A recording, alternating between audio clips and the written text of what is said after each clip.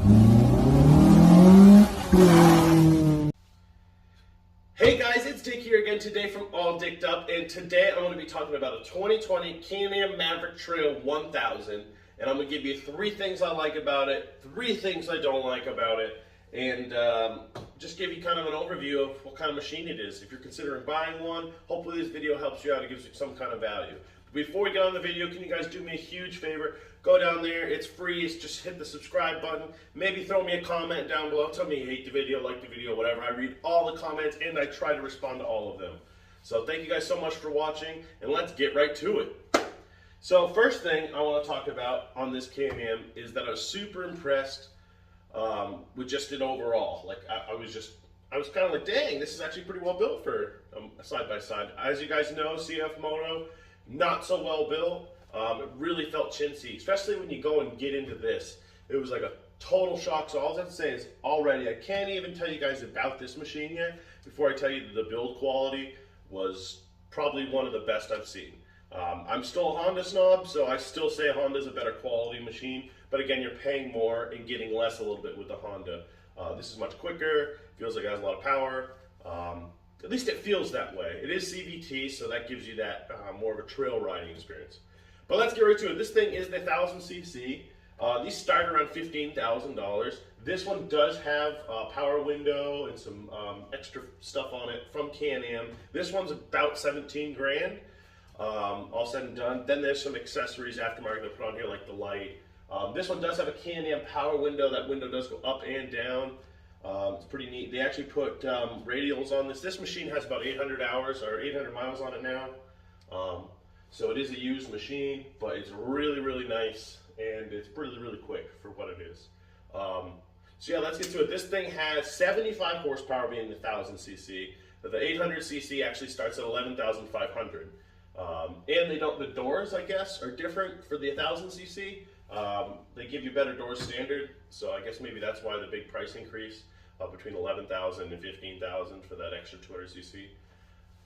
This is a single overhead cam, V-twin, liquid cooled. It does have the dual range CVT with reverse and engine braking system. But since we're talking about the powertrain, the one thing I don't like about this, let's put it on my don'ts, and probably the biggest don't, is it doesn't have an e-brake. I could not believe it. And I was actually talking to my neighbor about this, and he was telling me, yeah, they're aftermarket. And I look on the forums and it's just accepted that these don't have e-brakes. And I think that's unacceptable. And it pretty much makes it not usable for work. If you went to buy this off the showroom, you couldn't use this for work. I was going to give it another bad thing I was going to say. It's really not built for anything but trail riding. And I'm assuming that's what people are buying this for. But if you're trying to use this multi-purpose, I feel like this would be really difficult to like plow a driveway with, or it would be really difficult to like pull a trailer around a yard going slow, because the clutch engagements is still CVT, so I always complain about the clutch engagement's not consistent for any CVT.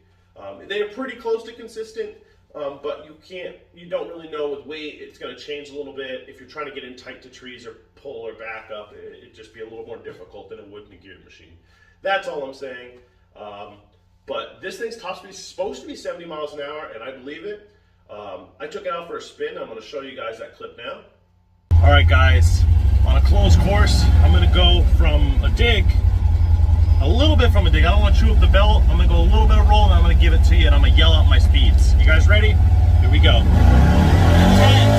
20, 30, 40, 50.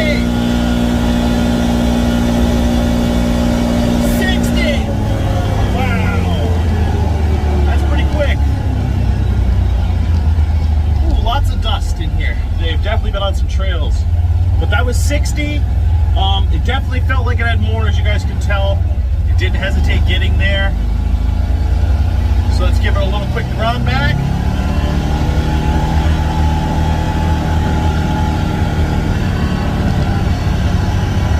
So yeah, that was that little run. Pretty fast. The build quality really shows. I mean, when you're out there ripping fast, you can really tell if there's something wrong, and it makes you feel uncomfortable. I've never felt comfortable going over 35 in any UTV or side-by-side.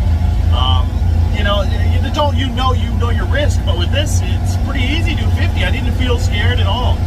So that's something. All right, guys, let's get right to it. As you guys saw, this machine cooks. It moves. It books. It doesn't ask questions. It definitely takes off. I like it. It's fun. I couldn't even, as you can tell, I couldn't keep up with the count. I get a little nervous going really fast with any ATV, UTV, because once you get in an accident at that speed, it's kind of unforgiving. But as you can tell, this thing didn't make me feel sketchy, which I was really surprised. Usually anything that's off-road and you go over 35, it felt sketchy. This ring does have radials on it, but I mean, it feels like it'll do every inch of 70 miles an hour. I only went up to 60. With that 75 horsepower, this thing's supposed to weigh around 1,350 pounds. I mean, boy, and it moves. It really does. And as you guys can tell, I kept right into it, and it moved. Another thing I want to talk about good was the interior. Boy, the interior is nice. The steering wheel moving like it does. It's like a 25-degree movement. The seat moved forward 5 inches or so. I let my toddler play in it, put the seat all the way forward, and then I actually just pulled the seat back and had one of my really tall friends jump in it. He's 6'6". He could get in and out of it no problem.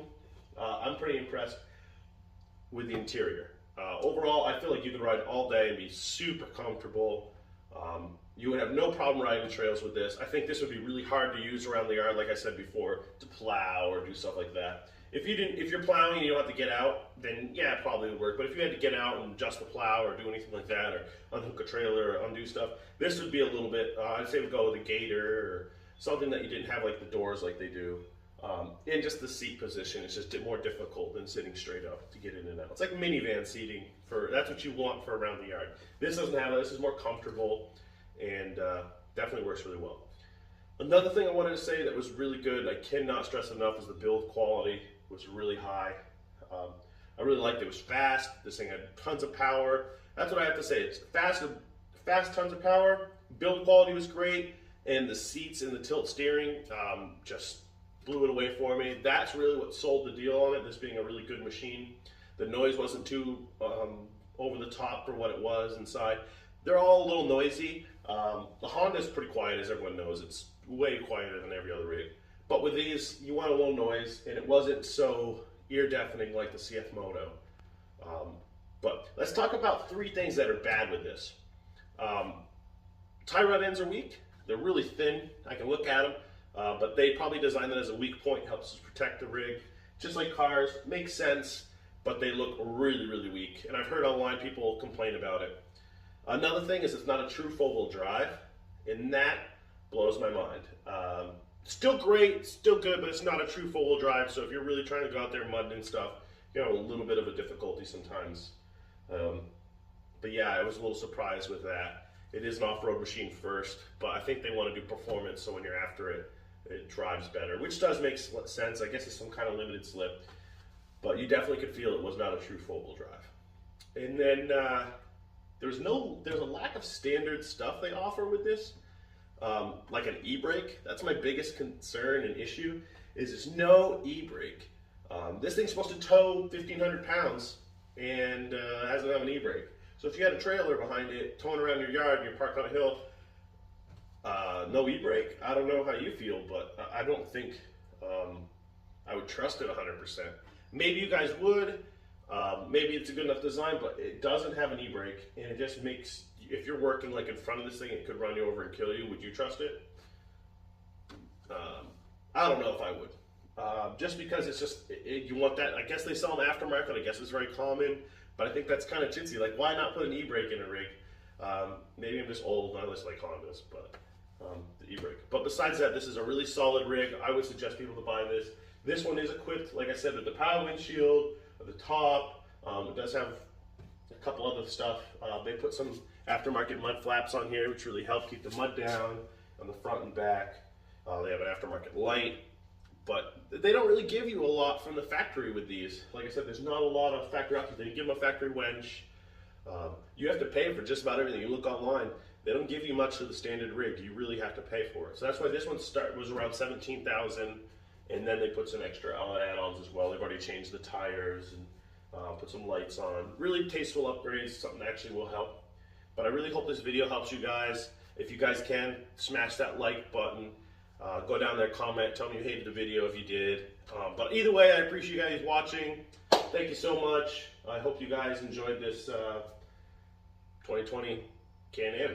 So thank you for watching again.